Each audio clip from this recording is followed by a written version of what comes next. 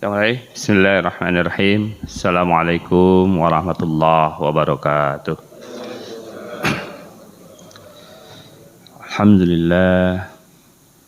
Alhamdulillahilladzi anzalal Qur'an hudal linnasi wa bayyinatin minal huda wal furqan. Asyhadu an la ilaha illallah wa asyhadu anna Muhammadan abduhu wa rasuluh. Rabbi israh li sadri wa yassir li amri wahlul 'uqdatam min lisani yafqahu qawli. Allahumma anfa'na bima 'allamtana wa 'allimna ma yanfa'una.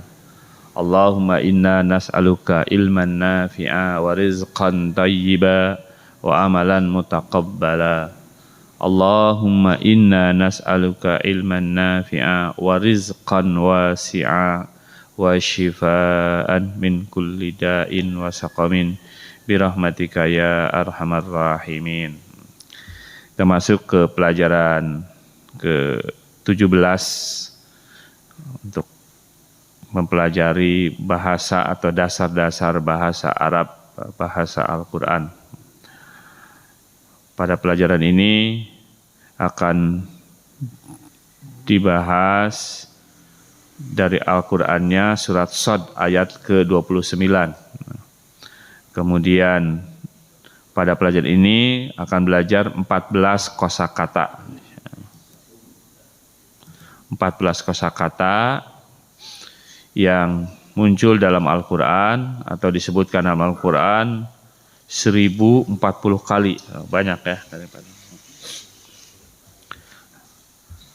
Sampai ke pelajaran 17 kita sudah belajar 208 kosakata yang muncul dalam Al-Quran atau disebutkan dalam Al-Quran dalam berbagai bentuknya 39.571 kali. Target kita adalah 4.500 kosakata sehingga muncul dalam Al-Quran ada 78.000.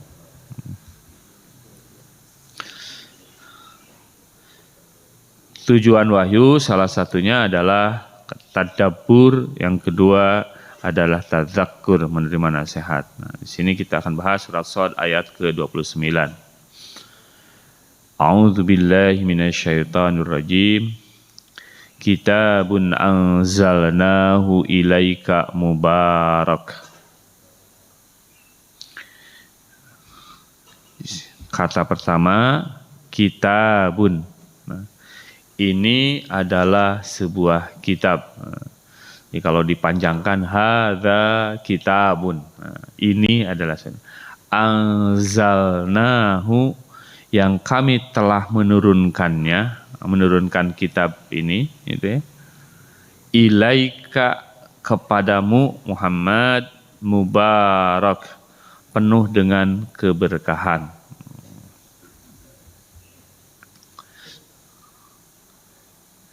Bentuk tunggalnya kitab, bentuk jamaknya banyak, gitu. Kitab-kitab itu kutubun, kutubun.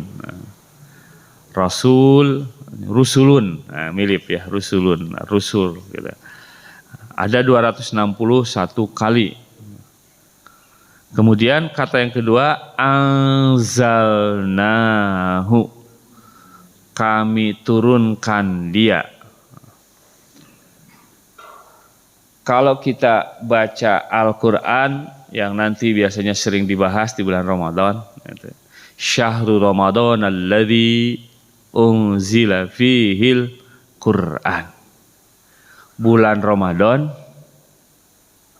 adalah bulan diturunkannya Al-Quran. Kapan? Dijawab dalam surat Al-Qadar, inna anzalnahu fi lailatul qadar. Pada malam Lailatul Qadar.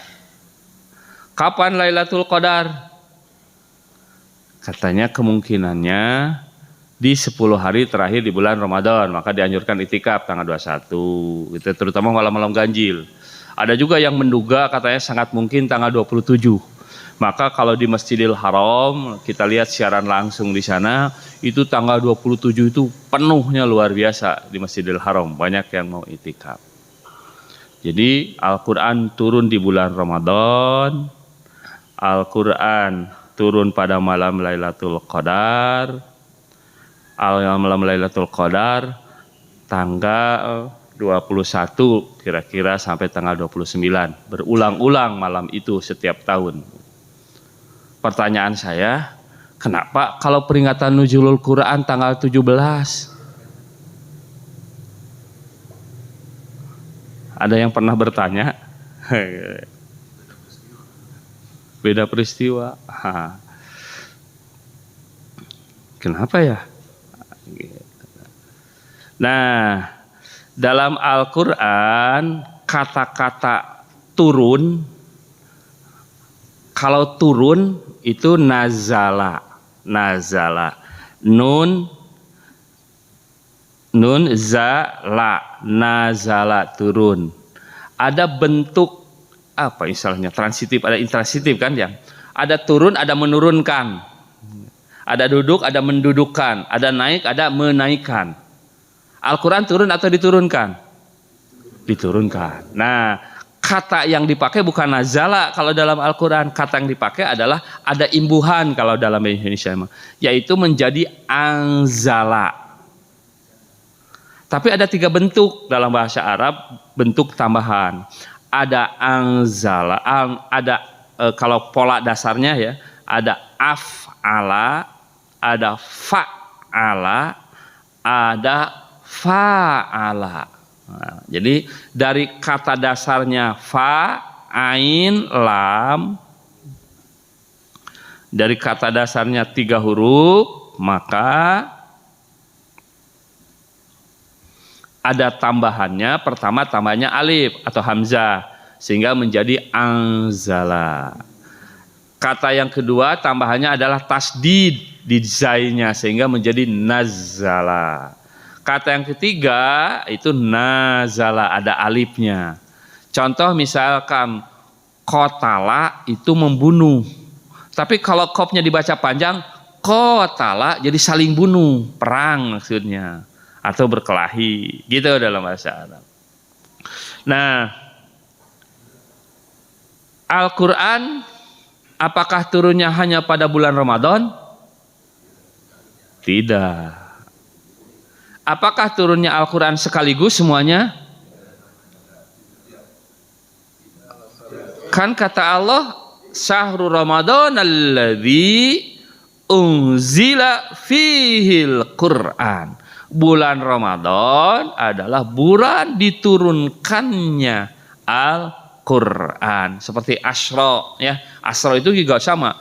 Allah memperjalankan, bukan Rasulullah perjalanan. Bukan Rasulullah mengadakan perjalanan, bukan, tapi Allah mengadakan perjalanan, memperjalankan. Sehingga Rasulullah nggak bisa kalau pingin pergi lagi gitu. Saya pingin Isra lagi gitu, nggak bisa gitu. Anzala menurunkan, anzalna kami menurunkan. Nah, kita udah belajar itu kan, ada kata. Kalau anzala dia menurunkan, kalau anzalna kami. Nah, kami di sini kembali kepada Allah Subhanahu wa taala. Kenapa pakai kami, kan sendirian? Nah, itu juga nanti jadi kebahasan gitu ya. Anzalnahu menurunkan ia Al-Quran. Dalam surat Al-Qadar, inna anzalnahu fi lailatul qadar. Ada ayat lain kata turun juga tetapi menggunakan kata nazzala. Inna nahnu nazzalna dzikra wa inna lahu lahafid. Sesungguhnya kamilah yang menurunkan az-zikra. Nah, dan az-zikra di sana adalah Al-Quran ternyata kita. Dan sesungguhnya kamilah yang menjaga Al-Quran. Jadi Al-Quran ini keasliannya, keotentikannya dijaga oleh Allah Subhanahu wa taala. Di antaranya adalah kemu'jizatannya. Tidak ada satu kitab pun di dunia ini nampaknya gitu ya, berdasarkan penelitian orang, yang bisa dihafal dari awal sampai akhir kata per kata, bahkan yang panjang yang pendeknya. Jadi kalau orang hafal Quran kan gak hanya hafal kata per katanya, hafal sampai kapan panjang, kapan pendek, kapan ha, kapan ha, kapan kho, kapan da, kapan dod, kapan zo, nggak pernah tertukar, nggak boleh tertukar, gitu ya. Dijaga. Nah makanya orang yang menghafal Quran disebutnya juga hafidh, gitu ya, bukan qori, bukan pembaca. Nah kata yang dipakai apa? Nazzala, pakai tasdid di zainya, di sininya. Pakai tasdid nazzala. Nah, para ahli tafsir mencoba tentunya dengan keilmuannya para ahli menggabung-gabungkannya. Ternyata Al-Qur'an itu ini bukan tafsir ya, tafsir. Artinya mungkin aja ada tafsir yang berbeda. Nah, Al-Qur'an itu mengalami prosesnya itu 2 kali turun. Turun sekaligus secara keseluruhannya dari langit ke-7 Sidratul Muntaha yang Rasulullah Isra Mi'raj itu. Kan Mi'raj langsung naik ke langit 1, ke 2, ke 3 kemarin udah dibahas ya, sampai ke langit ke-7. Nah, dari langit ke-7 itu Al-Qur'an itu turun dulu seluruhnya pada malam Lailatul Qadar. Tidak ada yang tahu kapan tanggalnya persisnya. Kemana? Ke langit dunia, langit yang paling dekat dengan dunia. Dan ilmu pengetahuan sampai sekarang belum memahami, belum sampai kepada langit, baru sampai kepada bintang-bintang, planet-planet.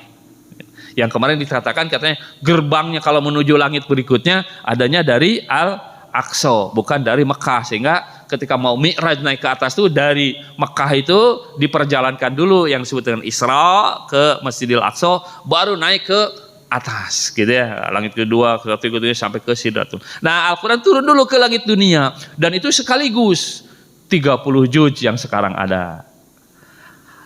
Tetapi disampaikan kepada Nabi Muhammad sallallahu alaihi wasallam melalui malaikat Jibril. Nah, Allah kan tidak menurunkan langsung, menugaskan malaikat Jibril. Makanya di sini pakai katanya juga kami.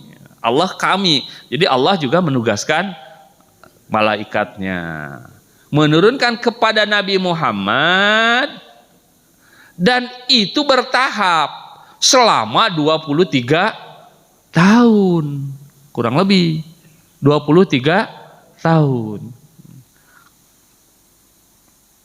Kapan mulainya? Kan 23 tahun lama.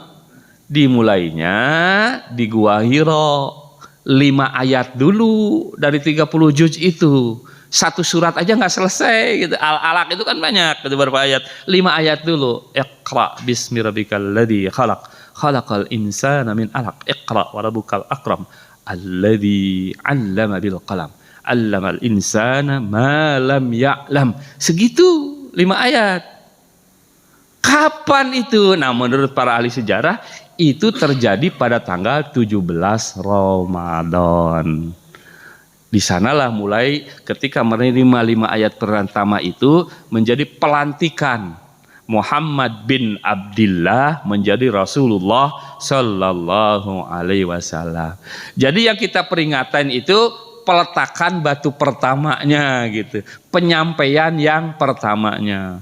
Kita suka nggak memperingati, mengingat-ingat kembali turunnya Al-Quran secara keseluruhan?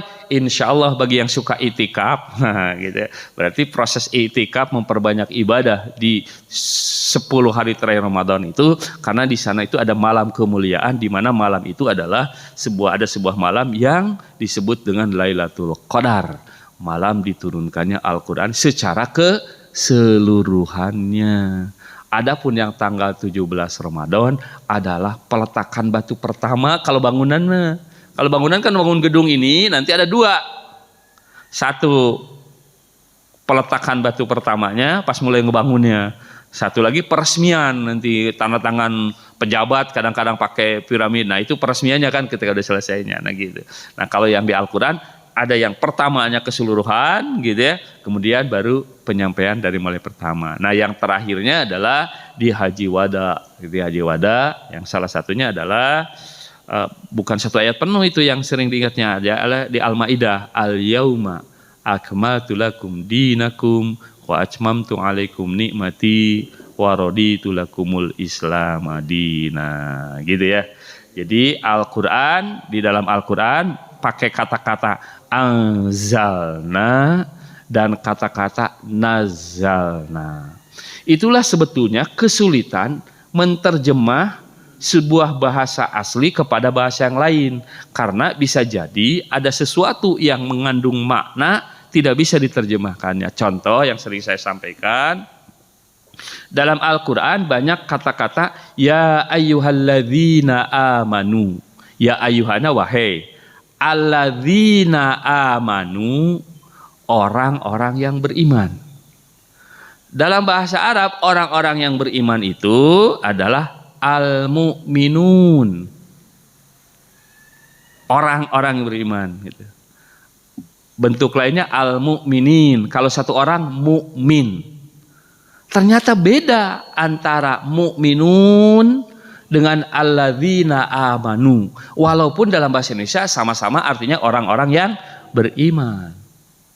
Kalau mukminun itu isim, kata benda. Kalau alladzina amanu, nah amanu itu kata kerja. Nah, gitu. Makanya kita kan udah belajar ada kata kerja, ada kata benda. Apa perbedaan kata kerja dengan kata benda? Kata kerja itu suka dikaitkan dengan waktu. Contoh, makan, telah makan, sedang makan, akan makan gitu loh. Duduk, telah duduk, akan duduk gitu. Sudah duduk, sedang duduk. Tapi kalau kata benda nggak bisa. Kursi, telah kursi, ya nggak bisa. Kursi mah kursi aja gitu. Akan kursi, sedang kursi, nggak bisa.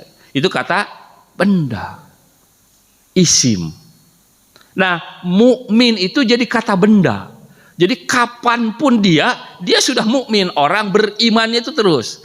Tapi kalau alladzina amanu, nah ini bisa telah beriman, gitu. Bisa setelah beriman itu terus beriman, bisa berubah-ubah juga, gitu kata kerjanya. Yang jelas ketika dipanggil ya ayyuhalladzina amanu, wahai orang-orang yang beriman, berarti orang tersebut sudah bersyahadat, gitu. Sudah menyatakan bersaksi. Asyhadu an la ilaha illallah wa asyhadu anna Muhammadar Rasulullah. Sehingga kalau diterjemahkan letterat mungkin gini ya, kalau ya ayyuhalladzina amanu, wahai orang-orang yang sudah ngaku beriman, gitu. Tapi kalau al-mu'minun itu bahasa Al-Qur'an salah satunya adalah qad aflahal mu'minun. Sungguh beruntunglah orang-orang yang beriman. Nah, beriman di sini orang-orang beriman itu adalah mukmin, bukan alladzina amanu. Ada lagi yang lain, menarik. Innamal mu'minuna ikhwah. Sesungguhnya mukmin itu bersaudara. Tapi bukan innalladzina amanu ikhwah. Sesungguhnya orang-orang yang mengaku beriman itu adalah bersaudara. Sehingga lamun sok pasea keneh teh masih alladzina amanu gitu. Kalau sudah mukmin itu sudah selesai. Mungkin ada mirip-mirip walaupun belum tahu ya. Ada orang mencuri itu kan kata kerja. Orang mencuri kata kerja. Dengan pencuri itu kata benda, benar nggak? Maka kalau pencuri dengan orang yang mencuri tentu berbeda. Orang yang mencuri mungkin saja dia kesempatan itu saja karena hilap dan sebagainya dia mencuri. Gitu. Tapi kalau pencuri memang dia mah profesinya pencuri. Setiap hari berpikir bagaimana mencuri. Nah, mudah-mudahan kita termasuk orang-orang yang beriman, mukmin, mukminun, mukminin. Amin ya Allah ya rabbal alamin. Sehingga bersaudara. Gitu ya, Bu. Jadi ingat nih mau Ramadan. Ya ayyuhalladzina amanu kutiba alaikumusiyam kama kutiba alal ladzina min qablikum la'allakum tattaqun. Menurut tafsir itu turunnya tahun kedua Hijriah katanya. Tahun kedua Hijriah. Pertanyaan saya, ada hadiahnya pada dangnya? Ada hadiahnya konsumsi itu. Usia berapa tahun Rasulullah mendapatkan perintah saum Ramadan? Ini Pak Taufik yang suka senang sejarah sirah. Gimana Pak Taufik? Tadi udah dikasih tahu kunci jawabannya soalnya sama saya. Bulan Sya'ban tahun kedua Hijriah, bulan Sya'ban, berarti menjelang Ramadan ya. Kayak sekarang bulan Sya'ban tuh ya. Sekarang bulan Sya'ban. Turun ayat ya ayyuhalladzina amanu kutiba alaikumusiyam kama kutiba 'alal ladzina min qablikum la'allakum tattaqun. Usia berapa tahun Rasulullah mendapatkan perintah saum?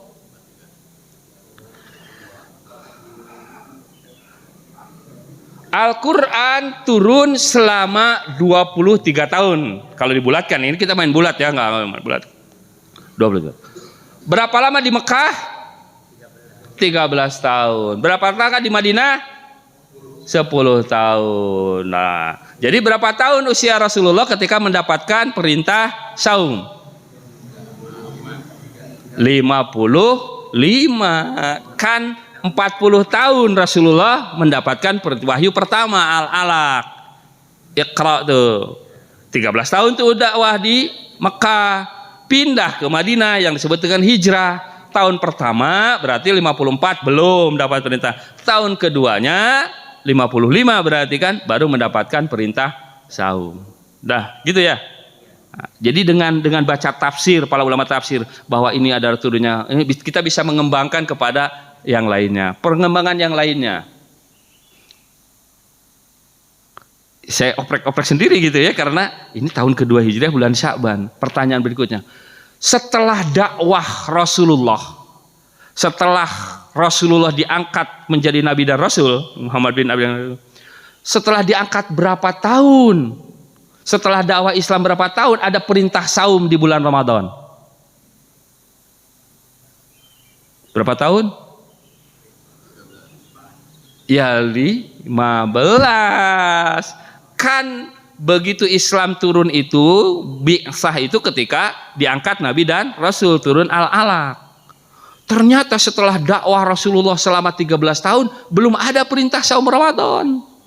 Bulan Ramadannya sudah ada, karena bulan-bulan itu sudah ada sebelum Nabi Muhammad. Yang belum ada itu tahun penyebutan tahun hijriahnya, tahun gajah disebutnya kan gitu.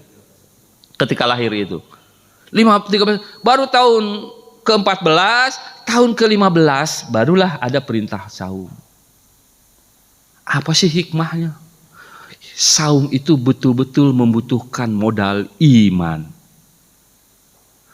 Sehingga setelah didakwahi tentang prinsip-prinsip, konsep-konsep akidah keimanan 15 tahun barulah perintah saumnya diberikan. Coba kalau dari tahun pertama perintah saum diperintahkan, mungkin berbeda kasus pengamalannya.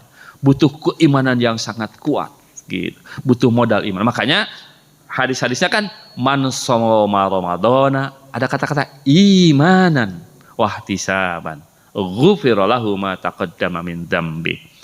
Nah, gitu. Dan insya Allah di bulan Ramadan rata-rata keimanan itu meningkat gitu. Buktinya apa? Ringan ke masjid. Yang tadinya berat pun menjadi ringan. Tinggal persoalannya adalah semangat sampai akhir atau tidak, itu saja. Lari maraton, begitu break, wah banyak gitu ya. Tapi yang sampai ke finish berapa banyak? Sedikit biasanya. Nah itu masalahnya sampai ke finish gitu ya. Itu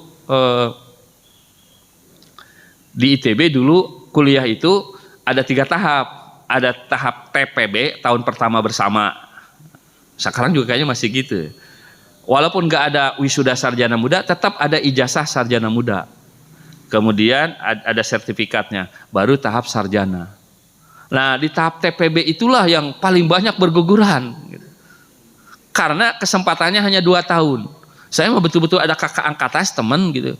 Itu tahun pertama ngambil mata kuliah tertentu nilainya D. Dan nilai D itu nggak boleh untuk mata kuliah tertentu. Diulang. Jadi E, dan itu nggak bisa ditawar, langsung berganti E gitu. DO. Ditelusur-telusur, kenapa kok bisa gitu? Dia di SMA-nya pinter gitu. Ternyata di sininya ternyata ya dari sisi biaya mungkin agak kurang. Tinggal di rumah orang, ada anaknya gitu. Anaknya saya suka ngajak main terus katanya gitu. Nggak bisa, karena anak yang punya rumah jadi nah gitu. Jadi dia udah masuk, udah berhasil, ternyata gagal. Ada juga yang DO-nya itu di sarjana muda, karena 5 tahun maksimum. Jadi kalau 5 tahun belum lolos mata kuliah mata sarjana muda semester 6 itu DO juga. Nah, baru nanti di akhir. Kalau di akhir adalah 7 tahun, 14 semester. Kalau 14 semester belum lulus juga kan DO juga gitu, DO juga. Nah, yang berguna tuh banyak. Tapi yang lebih banyak dulu mah politeknik gitu ya. Politeknik lebih ketat gitu ya, politeknik Ciwaruga, yang Ciwaruga. Nah, jadi Ramadan itu insya Allah semuanya di awal itu naik keimanannya. Nah, cuman itu tadi yang seperti bisa ada yang mungkin gini naiknya dikit gitu ya. Naik turunnya dikit mungkin masih mudah-mudahan bisa lulus gitu ya. Nah, tapi yang banyak mah turunnya banyak gitu ya. Gitu ya. Benar di 10 hari terakhir itu di awal-awal hari pertama one day one juz itu rata-rata berhasil, bahkan ada yang 2 juz, ada yang 3 juz gitu. Sehingga tanggal 17 Ramadan ibu-ibu mah terus khatam. Betul kan? Cuman persoalannya tanggal 18 sampai dengan tanggal 29-nya itu khatam lagi enggak gitu. Jangan-jangan khatam deh sibuk masakin kue dan sebagainya gitu. Nah, itu mungkin yang harus dijaga, harus diingatkan oleh bapak-bapaknya dan juga termasuk kita mengingatkan diri kita sendiri. Jadi nah, Ramadan itu kan tiap tahun gitu. Jadi mungkin Ramadan kemarin belum sukses, mudah-mudahan Ramadan tahun ini sukses. Nah, ukuran suksesnya gimana? Kalau kita bisa ibarat pesawat terbang, makin itu tuh makin kenceng kan, makin kecepatan gitu ya. Kadang-kadang ada suka bunyi gitu kan, kalau yang kecil gitu ya. Udah itu kecepatan maksimum, barulah dia bisa terbang lepas landas menjadi la'allakum tattaqun. Tapi lamun geus kenceng kenor deui amal terbang wah gitu nyuksruk ka sawah gitu ya gitu. Ya, gitu. Inna anzalnahu fi lailatul qadar. Jadi mudah-mudahan Ramadan tahun ini bisa lebih baik. Pertanyaan saya, berapa kali, berapa tahun Rasulullah saum?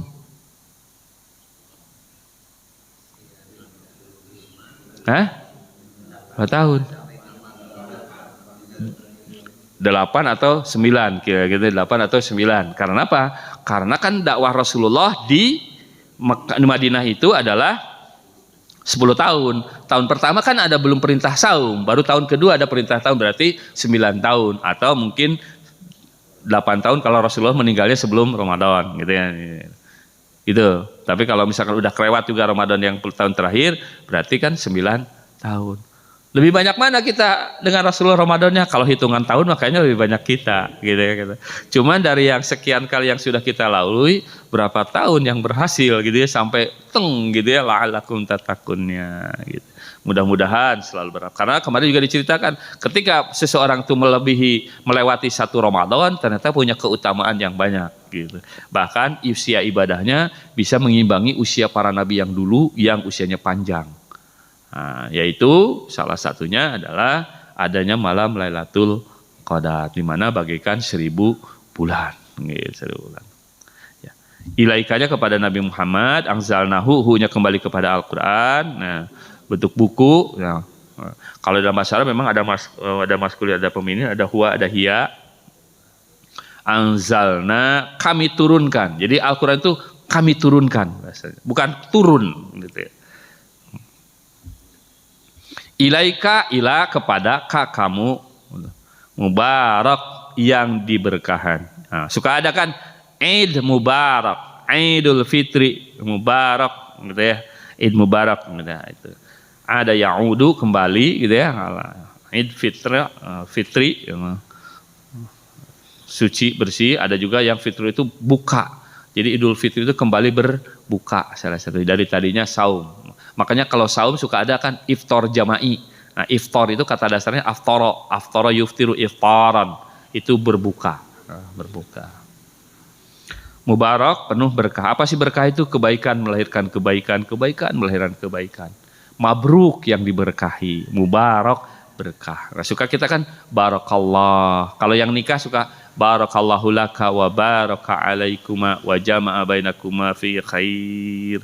Jadi kalau menghadiri yang nikah tuh mendoakan kan, didinya juga minta doa restu gitu ya, doakan gitu ya. Jangan ikut bahagia ya, jadi ngiluan bahagia gitu ya, gitu. Doakan gitu ya, doakan gitu ya.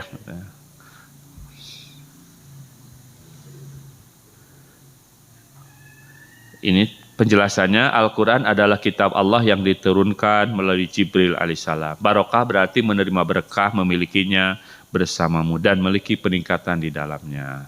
Al-Quran penuh berkah. Malam di mana Al-Quran diturunkan menjadi lebih baik dari 1000 bulan. Jadi bayangkan betapa hebatnya Al-Quran itu. Bulan di mana Al-Quran diturunkan menjadi yang terbaik. Rasulullah yang diutus menerima Al-Quran menjadi Rasul utama, ulul ajmi. Kota di mana Al-Quran diturunkan menjadi kota yang paling damai. Kota yang paling banyak dikunjungi oleh seluruh umat di dunia. Kota di mana Al-Quran menjadi kota damai. Gitu ya. Kemudian kitab ini telah mengubah sejarah dunia. Terjadi perubahan yang luar biasa. Nah, pembahasannya peradaban oleh Ustaz Roni itu. Para sahabat yang menerima kitab ini menjadi pemimpin dunia ini dalam 100 tahun. Selama hampir 1000 tahun, yaitu sampai saat umat Islam masih terikat dengan benar pada Al-Quran, kaum muslim mempertahankan kepemimpinan di semua bidang kehidupan. Pernah mengalami masa jayanya. Insya Allah katanya di akhir zaman nanti akan jaya kembali. Apakah kita mengalaminya atau tidak? Gitu ya. Salah satu yang jadi indikatornya, gitu, siapa yang menguasai Masjidil Aqsa dan sekitarnya, gitu, itulah sebetulnya menggambarkan yang sekarang sedang mengendalikan dunia. Jadi siapa sekarang yang mengendalikan dunia? Kemarin tanpa sengaja saya ada YouTube gitu ya, ada YouTube tentang judulnya tentang uang. Loh, kok tentang uang apa? Jadi siapa sebetulnya yang menguasai uang di seluruh dunia itu? Gitu. Ternyata ada perusahaannya dan anehnya perusahaan itu nggak terkenal. Gitu. Dan dia adalah perusahaannya itu kan perusahaan investasi. Jadi semua perusahaan-perusahaan yang banyak itu ternyata di belakangnya ada investor yang dimiliki oleh beberapa orang. Nah dialah yang menguasai uangnya gitu. Disebutin hampir semua perusahaan-perusahaan yang gede-gede itu, gitu, itu ternyata uangnya punya dia gitu, investornya gitu. Dan itu katanya dia itu sekarang karena menguasai uangnya itu lebih berkuasa daripada seorang kepala negara. Karena kalau misalkan uang itu ditarik dari sebuah negara, negara itu goncang gitu ya, goncang. Mungkin terjadi PHK-nya juga jutaan gitu. Ada sekelompok orang yang seperti itu. Kita harus sangat bahagia dan berkata, ya Allah terima kasih banyak, Engkau begitu baik dan penuh perhatian sehingga Engkau mengirimi kami sebuah kitab yang penuh dengan barokah. Makanya salah satu kemenangan Islam kita harus punya cita-cita membebaskan Al-Aqsa dari penjajahan. Begitu Al-Aqsa dikuasai lagi oleh umat Islam, maka insya Allah kemajuan umat Islam akan muncul lagi. Gitu. Kan disebutnya juga barokna haulahu. Nah, dalam surat Al-Isra itu ada kata barokna haulahu. Jadi Al-Aqsa itu diberkahi sekitarnya. Gitu. Yaitu inilah ayatan lanjutannya. Lihat dabbaru ayatihi. Nah, lihat dabbaru li itu untuk asalnya ya. Dabbaro yudabbiru menjadi bahan renungan gitu. Jadi Al-Qur'an itu harus ditadaburi, ada tadabur gitu. Tadabur itu sama ini. Ayatihi ayat-ayatnya. Kalau kita baca Quran pertama mengucapkan lafaz-lafaznya dengan benar, dengan panjang pendeknya hurufnya. Berikutnya mencoba memahaminya. Nah, di sanalah dibantu dengan terjemah. Walaupun tadi kadang-kadang kalau baca terjemah tanpa memahami dari sisi ilmu bahasanya, bisa jadi kita menafsirkan terjemah, itu yang nggak boleh. Harus menerjemahkan bahasa aslinya, menafsirkan bahasa aslinya. Seperti tadi alladzina amanu, orang-orang yang beriman.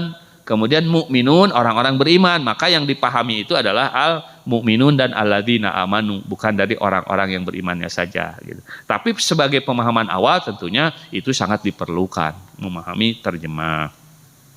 Ayatihi, ayat-ayatnya. Jadi renung. Nah, merenungi, mentadaburi ayat Quran itu bisa membaca Al-Quran lalu melihat fenomena alam semesta ini, bisa juga melihat alam fenomena ini lalu melihat ayat Al-Quran gitu. Gitu. Oh, di Al-Quran ternyata ada ini. Atau ketika baca Quran, ini bagaimana pelaksanaannya gitu ya. Ya, dabbaru itu adalah mereka merenungi. Ayat itu adalah bisa juga pandanya adalah tanda-tanda. Nah, kita kan ayat satu ayat. Ayat itu mana lain adalah tanda. Jadi ayat, kemudian ayat panjang, dua-duanya. Jadi ayat satu ayat. Ayat dipanjangkan ininya, ada alifnya di sini dan ininya menjadi ta. Itu yang banyak di dalam Quran. Ada 382 kali diulang. Jadi ayat itu punya makna tanda-tandanya. Al-Quran diturunkan untuk perenungan dan mengambil pelajaran darinya. Jadi ngambil pelajaran, ngambil hikmah-hikmahnya, gitu ya. Tadabbur berarti memikirkan atau merenungkan. Anda tidak perlu merenung ketika membaca surat kabar. Membacanya sekali cukup untuk mendapatkan pesannya. Kalau baca Quran nggak perlu mikir terlalu banyak, gitu ya. Nah, tetapi dapatkah Anda membaca buku sains? Misalkan baca matematika, saya nggak bisa baca buku matematika kalau misalkan nggak pakai kertas, ada oret-oretannya, susah kalau baca aja. Biasanya harus oret-oretan gitu. Oh ini gitu. Nah gitu. Atau perdagangan atau cara yang lain tidak. Anda harus berhenti dan berpikir atau merenungkannya. Anda harus berpikirnya. Nah apalagi kalamullah lebih tinggi lagi pemikirannya. Makanya dalam memahami Al-Quran ada yang menjelaskan. Pertama bacalah Al-Quran bagaikan kita baca Quran, paham sekilas. Baca Al-Quran bagaikan kita membaca buku-buku ilmu gitu, buku-buku ilmu. Ada mulai mikir baca tafsirnya, baca penjelasannya. Nah, berikutnya bacalah Al-Quran dengan tadabbur, dengan perenungan-perenungan penghayatan apa sih hikmah-hikmahnya. Dan berikutnya ya mudah-mudahan Al-Quran memang sebagai kalamullah masuk kepada kita gitu. Di bulan Ramadan baca Quran, insya Allah semuanya sudah biasa khatam. Saya mengajak diri saya, bapak-bapak yang belum bisa bahasa Arab, baca dengan terjemahnya. Tahun ini saya pingin khatam di samping baca Al-Quran, tilawah Al-Quran, saya juga pingin khatam membaca sebuah terjemah Al-Quran. Yang dari Kemenag aja gitu, kan udah ada standar. Kalau yang ada modern, ada yang disusun oleh Pak Am Amiruddin, gitu ya. Rada modern bahasanya. Kalau yang seneng rada-rada sastra, itu yang Paham K, Al-Azhar. Ada terjemahnya, sebelum tafsirnya baca terjemahnya saja. Itu rada kemelayuan gitu ya. Kalau dari sisi bahasa saja ada Mahmud Yunus, terjemahnya dari Mahmud Yunus. Banyak. Ada yang dari Al-Furqan, Hasan itu mah rada kemelayuan juga gitu ya, kemelayuan gitu ya gitu. Ada. Kalau yang Sunda, ada yang bahasa Sunda. Itu kadang-kadang lebih menarik gitu. Kaula geus marentahkeun ka anjeun kabeh, yeuh jalma-jalma ariman. Diwajibkan kamaraneh kabeh kudu puasa gitu ya. Jadi ada apa ya, nilai rasa bahasa tersendiri gitu ya. Insyaallah. Tapi disebut maneh didinya mah malah naon gitu ya, maraneh kabeh gitu ya. Ya, ada terjemahnya. Terjemah bahasa Sunda ada. Jadi bangga Al-Qur'an lenyepaneun kalau nggak salah judulnya gitu ya. Mungkin yang lenyepaneun. Nah, ada juga yang bahasa Jawa pastilah, yang bahasa saya belum tahu yang bahasa Jawa, nggak bisa ngasih contoh, sama nggak. Itu ada nilai rasa bahasa yang gitu, dibanding dengan yang bahasa Indonesia gitu. Nah tapi yang bahasa Indonesia tadi ada yang Hasan, ada Mahmud Yunus, ada yang terakhir itu yang baru itu yang disusun oleh Pak Dr. Am Amiruddin gitu ya. Ada bahasa-bahasa yang dicoba digali kalau bahasa kekinian kayak gimana gitu. Nah, sebagai ahli komunikasi beliau. Wallahu a'lam bishawab. Nah, berikutnya tata bahasanya ya, masih ada waktu sedikit tata bahasanya.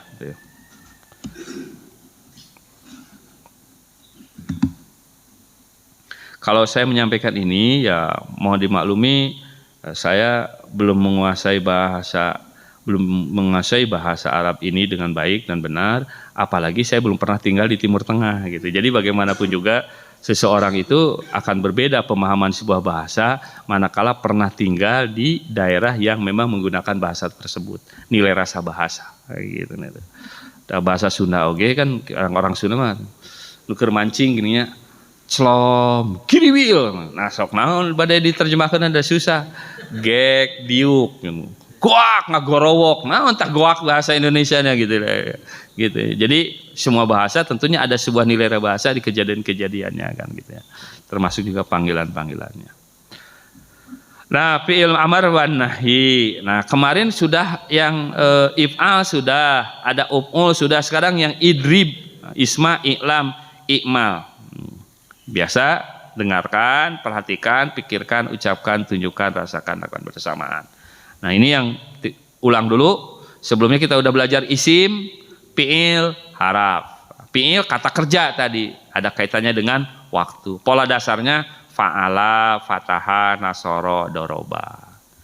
Nah, kan ini kan kita pelajaran itu kayak setum, kata maju, mundur. Tapi mundurnya tong jauh teuing kayak maju deui gitu ya.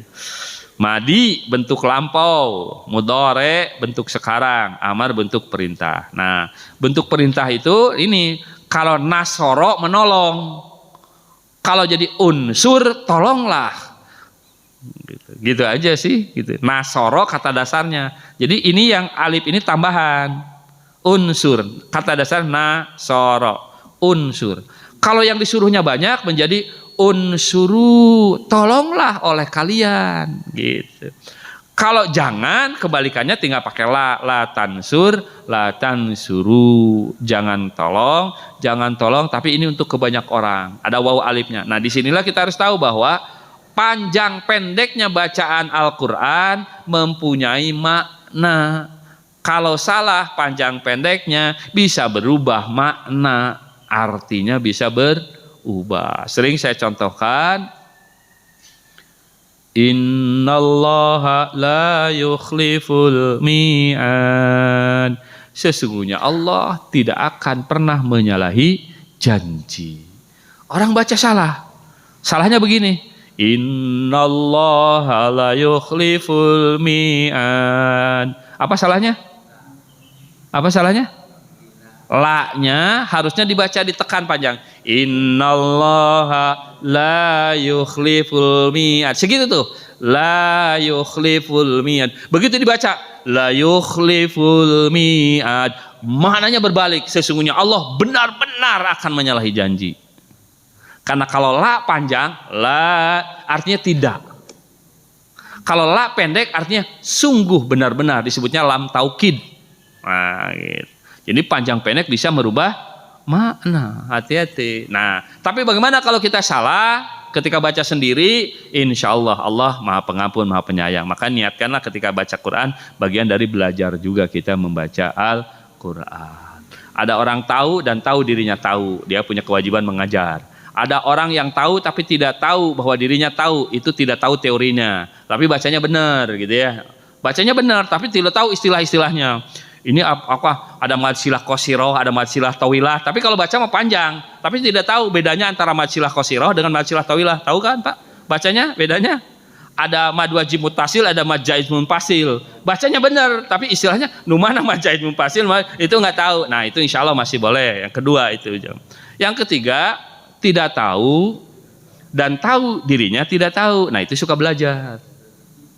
Dia tidak tahu, tapi tahu dirinya tidak tahu. Maka kalau ngaji seneng kalau bersama-sama supaya ada yang memeriksa, membetulkan. Gitu ya. Nah. Yang repot itu orang yang tidak tahu dan tidak tahu dirinya tidak tahu sehingga enteng we sok tahu we tung aja gitu. Nah, bodoh kata teloyo. Jadi sudah merasa tahu. Nah itu kadang-kadang yang seperti itu jadi berhenti belajar. Makanya jangan punya STTB kalau ngaji mah. STTB dakwah surat tanda tamat belajar tekenging gitu ya. Nggak usah tekenging tamat gitu ya. Terus aja gitu belajar. Unsuru, nah, tolonglah oleh kalian. La tansuru. Kemudian ada uzkur dari zakaro. Zakaro itu zikir. Maka ketika ada uzkur ingatlah. Jadi zikir itu harus ada ingat gitu. Duka adanya itu tadi ibu-ibu kapungkur. Bari dikir tapi bari nonton TV kumaha ya tanya apa ya? Subhanallah, subhanallah, alhamdulillah. Kadang-kadang ya Rahman, ya Rahim itu asmaul husna ya, wallahu alam lah gitu ya. Tapi lebih baik daripada tidak sama sekali kalau berbaca itu. Tapi memenuhi syarat nggak? Wallahu alam, saya nggak berani untuk berkomentar itu ya. Udzkuru, penting dia lisannya basah dengan ingat kepada Allah, tinggal hatinya barangkali pikirannya. Dan kita juga lagi sholat juga, kadang-kadang pikirannya rada susah juga. Teringat kadang-kadang lagi sholat, ya benar nggak? Kadang-kadang gitu ya, mudah-mudahan aja minimum kita ingat kita sedang sholat gitu. Jadi kalau ingat sesuatu, ingat kita teh sedang sholat gitu. Udzkuru, ingatlah. La tadkur, jangan ingat la tadkuru. Kemudian ada ubudu, nah dari abada ya abudu ibadah. Ubudu, beribadahlah kamu, menyembahlah kalian kepada Allah gitu kalau bahasa ininya. Ukhluk itu dari ciptakan.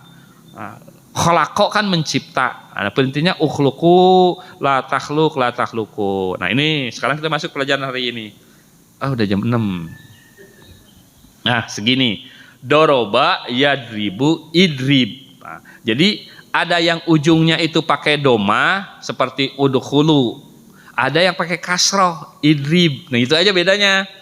Dua-duanya boleh, kata kerja itu tergantung kepada kata yang keduanya nih, kata fi'il mudhari'nya. Kan kita udah belajar fi'il madi, fi'il mudhari', sekarang kita belajar fi'il amar, kata kerja perintah.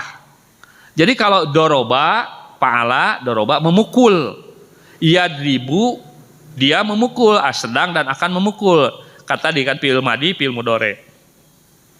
Kalau pukulah, idrib. Nah, kalau banyak yang suruh mukulnya, idribu, pukulah oleh kalian semua. Nah, fi'il nahyinya, larangannya, la tadrib. La tadribu, jangan kalian pukul. Jadi bedanya kalau tadi yang sebelumnya, ininya harakatnya domah. Nah ini, ukhluku, la takhluku. Kalau ini yang pelajaran hari ini. Jadi ada 3, ada uf'ul seperti udkhulu, ada if'al, ada if'il. Nah, ini ya bola if'il, idribu, la tadribu. Nah, bagaimana mengetahuinya? Memang kalau baca Arab gundul itu kita harus tahu itu masuk kelompok pola yang mana. Tapi karena kita kan nggak baca Arab gundul dulu, baca ada yang harokatnya. Berarti kita tahu bahwa kalau dibaca idrib atau idribu adalah tadi itu adalah fi'il, kata kerja. Kata kerja perintah. Nah, di dalam Al-Quran itu ada kaidah usul fikih, para ulama menyusul. Semua perintah yang ada di dalam Al-Quran hukum asalnya wajib. Jadi kalau diperintahkan oleh Al-Quran itu hukumnya wajib. Kecuali ada dalil yang bisa memalingkannya menjadi sunat misalkan. Gitu. Asalnya mau wajib. Perintah Nabi juga asalnya wajib. Kalau nggak ada dalil yang memalingkannya. Gitu. Makanya para ulama menyusun fikih itu menjadi hukum syariat itu menjadi 5. Jadi jangan terlalu ekstrim disederhanakan jadi biner. Bilang biner itu kan dulu bilangnya biner 1-0. Sunnah tidak sunnah aja. Nggak begitu ternyata para ulama nggak bilang itu mati nyunah, iman nyunah. Nggak, para ulama membagikannya adalah wajib, sunnah, mubah, makruh, haram. Jadi suatu perintah bisa jadi jatuhnya kepada wajib. Larangan juga wajib menjauhinya. Gitu. Bisa jadi mananya kepada sunnah, dikerjakan berpahala, kalau ditinggalkan tidak berdosa. Ada yang sifatnya mubah, boleh, tidak dosa, tapi juga bukan amalan pahala. Nonton sepak bola hukum asalnya mubah kayaknya, tapi lamun gara-gara nonton sepak bola jadi tersolat, nah nu tersolat nah itu dosa gitu lah. Gitu.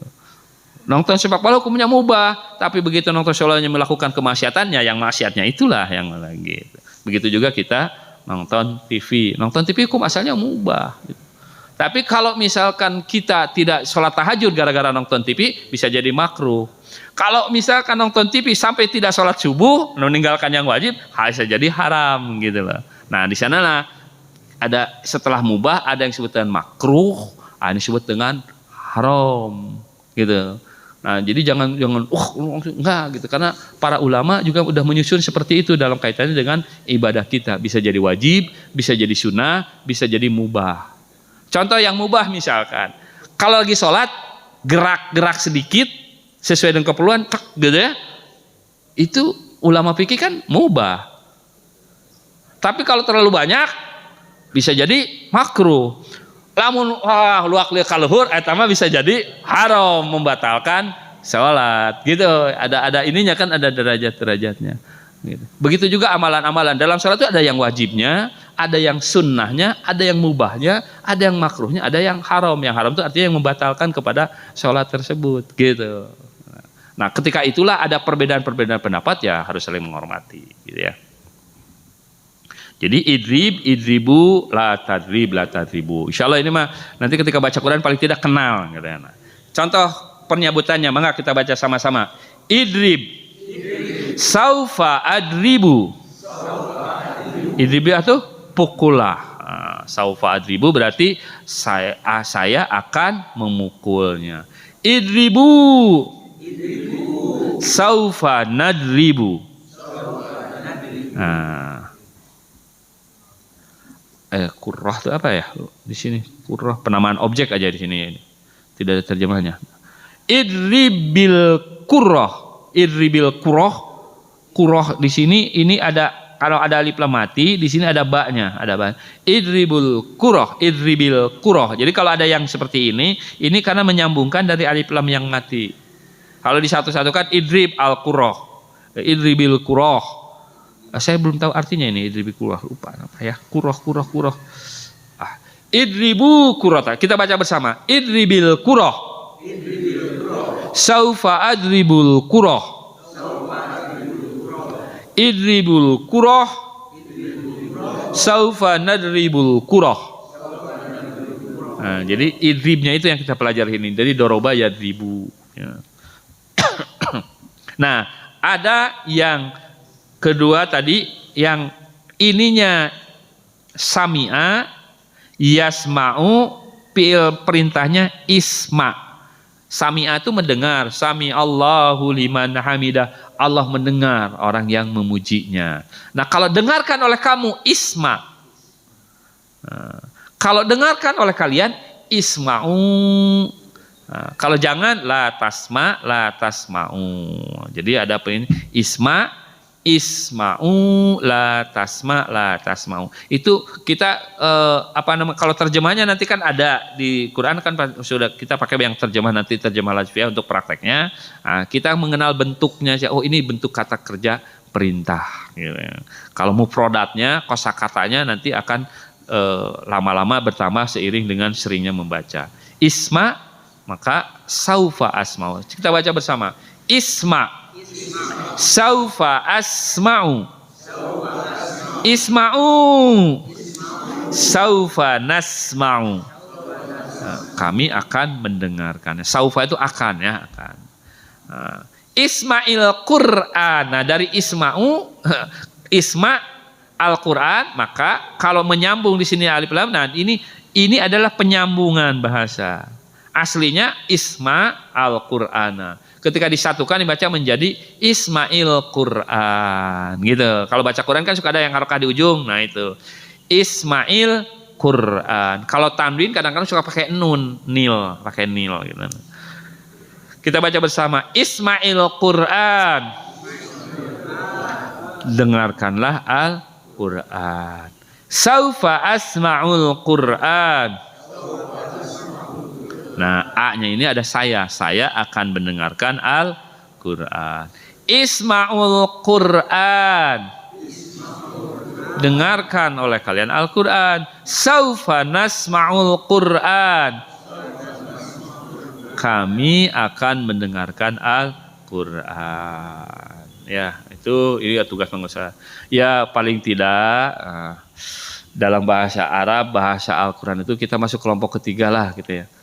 Tidak tahu, tidak bisa, dan tahu kita belum tahu atau belum bisa, sehingga tidak pernah berhenti belajar. Saya juga sama, sekarang tuh berusaha terus-menerus belajar. Minimum dengan cara begini juga itu adalah bagian dari belajar saja, gitu ya, belajar. Mohon maaf apabila ada kata-kata yang tidak pada tempatnya. Mudah-mudahan ada hikmah, ada pelajaran yang bisa kita ambil bersama, meningkatkan kepahaman kita nanti ketika kita membaca Al-Quran. Astagfirullahaladzim. Assalamualaikum warahmatullahi wabarakatuh.